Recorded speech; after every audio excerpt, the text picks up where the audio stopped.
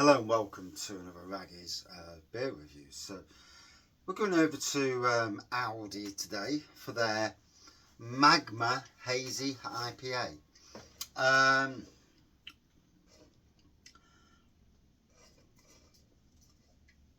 Brewed by Williams Bros Brewing. I can see that on the front by the there. So it's described as an India Pale Ale. I've still got a wickedly bad neck. 5.4% ABV. This hazy IPA has been fermented hot with a Kveik yeast, which create big funky flavours of kiwi, lemon and orange citrus, while a blend of pungent US hops delivers a bitter and fruity tang. Tang, tang, tang, tang, tang, tang. Anyway, oh, what a day.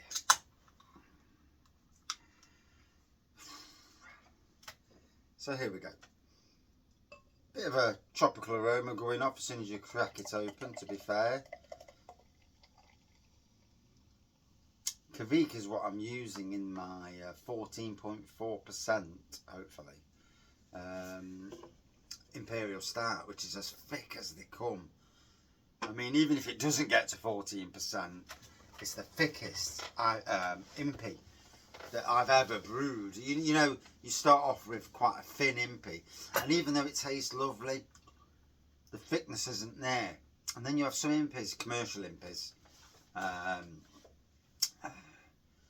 had one from, it might have been Emperor's, it might have been Omnipolo, and it was thick as hell. And it was off the charts. The thickness, you know, like this, you're drinking something that's going to be quite thin without being awful to the beer already. So, here we are. Hazy, as we can see. Like a West Coast looking pour to it, to be fair. Like an orangey, dark orangey looking pour with a white head. And again, tropical aromas, orange, tangerine and that sort of thing coming off. So at the moment, it's all good. Let's dive in.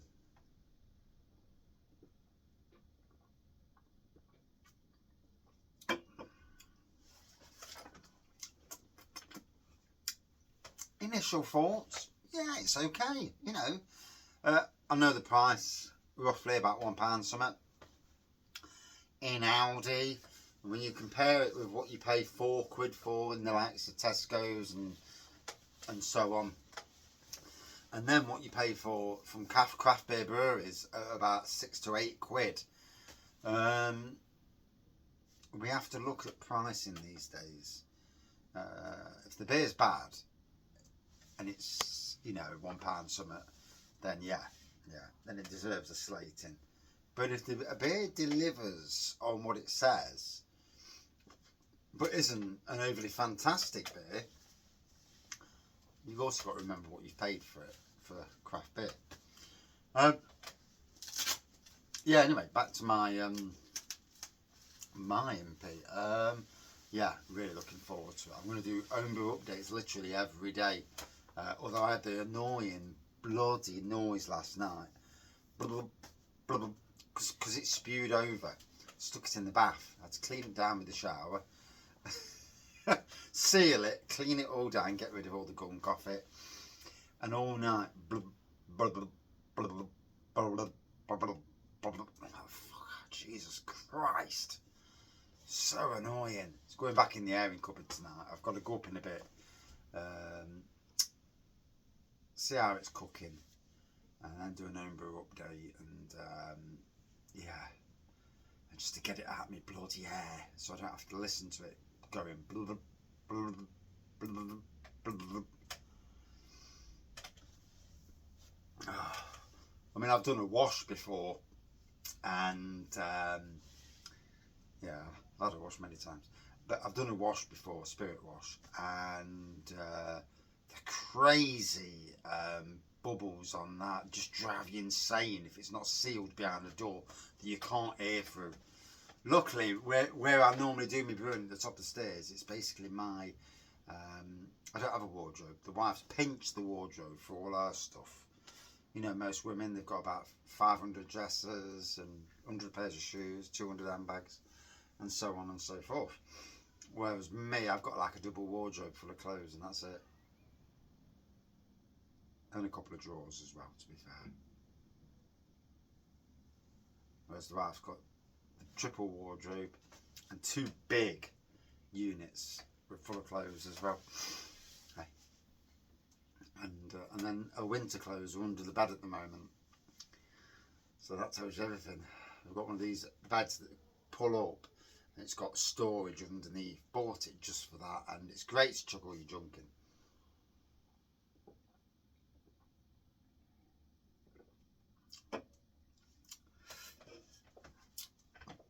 Gotta be honest, I'm not finding fault with this.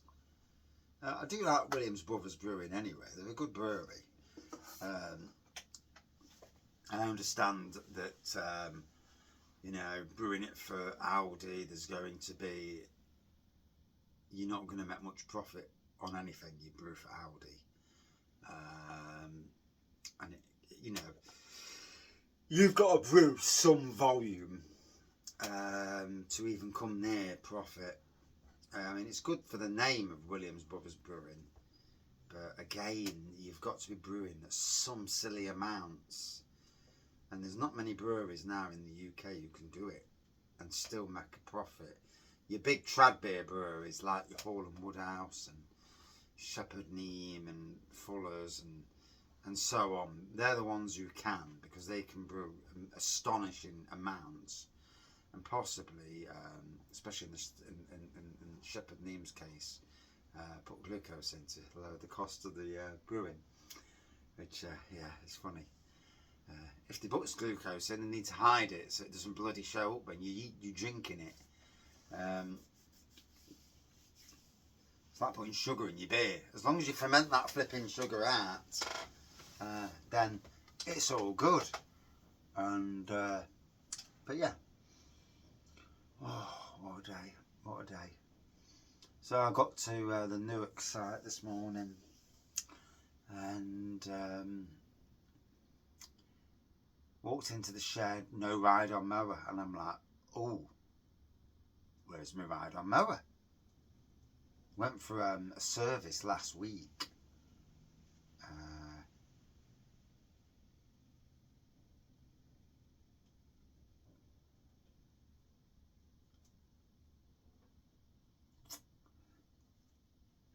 Might have been last Friday.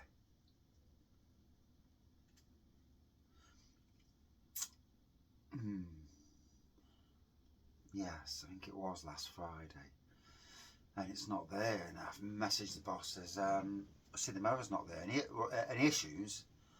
And he says, yeah, it just needs some bits. So it is hoping that I am broke, because I have severe guilt. Anxiety's awful for that. I mean, let's be fair, in the space of a year, stuff's going to break on something that's used so much, like a day to a day and a half per week throughout the year. Something's going to, you know, eventually break or need replacing. So, but the grass in a week, we've had like 3 weeks worth of grass growing in a week, and it's like, Jesus me. Yeah, it's really flipping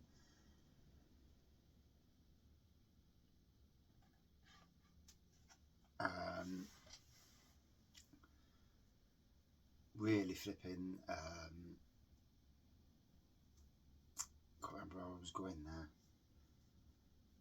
Yeah, just the grass at the moment. So I've had to hand mow with a little push mower.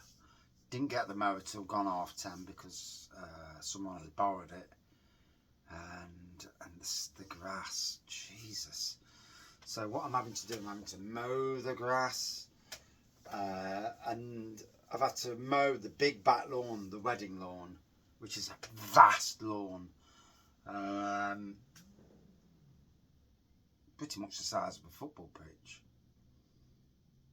but in different connotations, with a little push mower that's about this wide, and then I had to blow it, and it's been a tough day. And you know when you see people doing nothing, standing around, going to the shops together, walking together, and it's like, do you not have different jobs to do? And then like the annoyance of that, no one taking any interest in the gardens, and yet the gardens sells the hotel. The hotel is nothing without they've got a good garden to sell it. And sometimes it drives me to despair.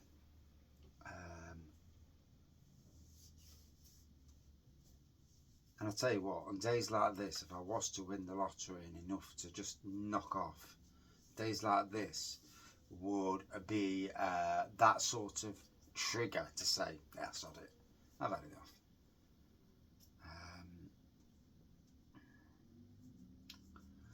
Hey, I haven't won the lottery yet, so yeah, back at work tomorrow. As it were, anyway.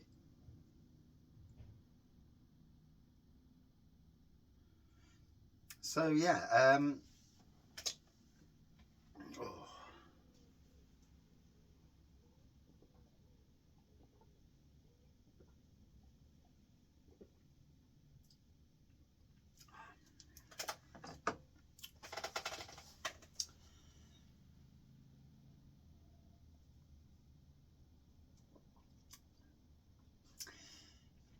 now the air's got to it, and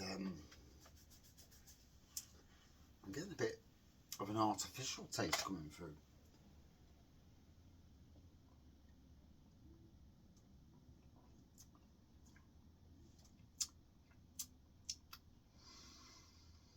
Yeah, I've got to be honest.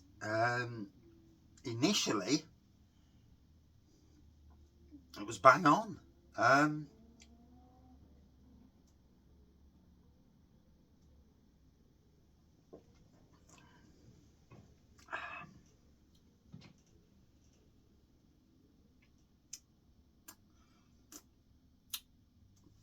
Oh, question out there to everyone else. If you've had it, what did you think of it? I'll be honest, it started off really good, but it's certainly tasting a bit artificial now.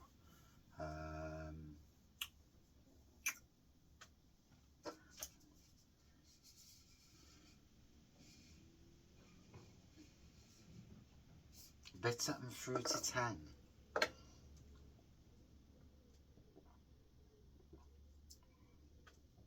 There's a bitterness.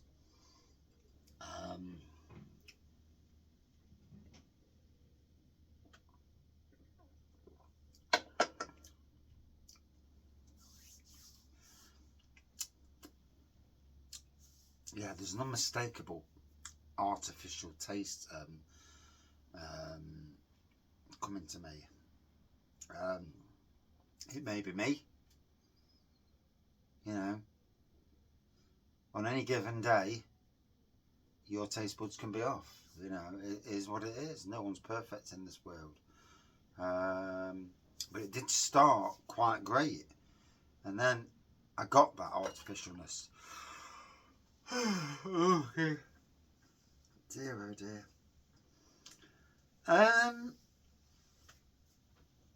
So for me, would I drink this again? No. Not with that artificial taste coming through. I am finding that in quite a few beers recently. And my taste buds have not got any better for you know, it just must be certain beers that trigger it, or in the grand world of trying to create do beers, breweries are having to cheapen their methods of getting flavour into the beer.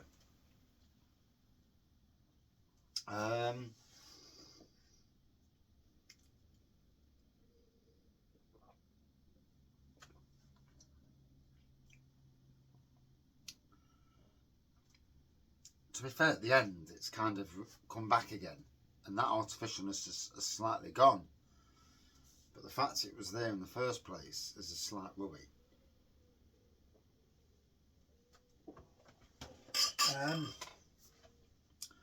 So, no, I wouldn't drink it again. Out of 5,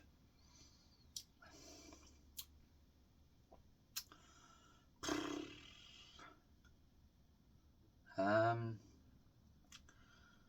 going to give it a 3.8. Yeah, it's still drinkable. It's still a pretty decent offering for the price. But yeah, not something I'd like to partake in again. Cheers.